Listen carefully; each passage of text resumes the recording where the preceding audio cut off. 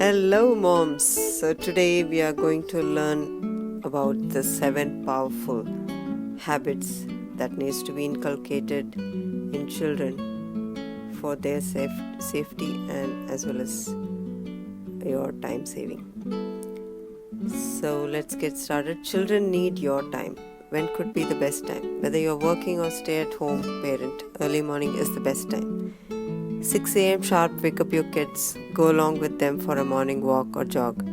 Morning time must be quiet. Do not discuss anything. Enjoy the surroundings. Watch the sun, road, building, or flowers.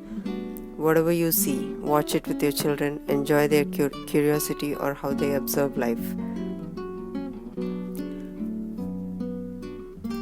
Break the bad pattern of sleeping till 7. If you're working, please share your workload with everyone who is present at home. If fit elders are at home, ask them to cut vegetables, etc. Small work that can be done sitting.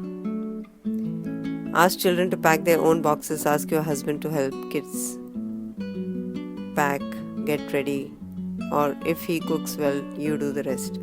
The idea is simple: take charge and delegate. It applies to stay-at-home moms if you are in joint families. If nuclear, it's less work, but still you need to be present with your kids and husband, so share the workload. Instead of taking everything upon yourself or loading it onto your hubby, play a fair game. If your home energies feel lazy or not vibrant enough, get indoor plants and take good care of them. Let's get to 7 powerful habits. Before we begin, let's understand what habits are. Habit is a regularly repeated behavior that requires little or no thought and is learned rather than innate. A habit is a routine of behavior that is repeated regularly and tends to occur subconsciously. The key here is subconscious. Once a behavior pattern or thought process is repetitive in nature, it becomes our habit. A negative habit or pattern or thinking process in subconscious mind brings us unwanted outcomes, pushes us in bad situations. So we must be very careful and cultivate positive habits to get positive outcomes. So let's get started with the first habit, the powerful habit. Waking up by 6 a.m. and doing exercise, jog, cycle or meditate according to the child's temperament. Be with the child until it becomes an habit like brushing the teeth, etc. Second one is abiding by instructions or rules provided by class, school, city, state, country or at house. Make the child understand that he may or may not agree with the rule. It's okay to disagree, but to following the rule, he or she is respecting the laws. This way child will adhere to laws of state and nature as well. And he or she will understand respecting even if they are in disagreement. Respecting the other even if they disagree with the other. Third one is question time. Child must be encouraged to ask questions and must be taken seriously. You may form questions that allow child to think. The ability to ask questions to gather needed information constitutes an efficient mechanism for cognitive development. Continue this habit till teenage. 2 to 5 years, you ask questions that provoke their thinking so that they try to start thinking and develop thinking processes and skills. 5 to 10, let them ask questions and you take them seriously. Answer each and every question, even if it is very silly.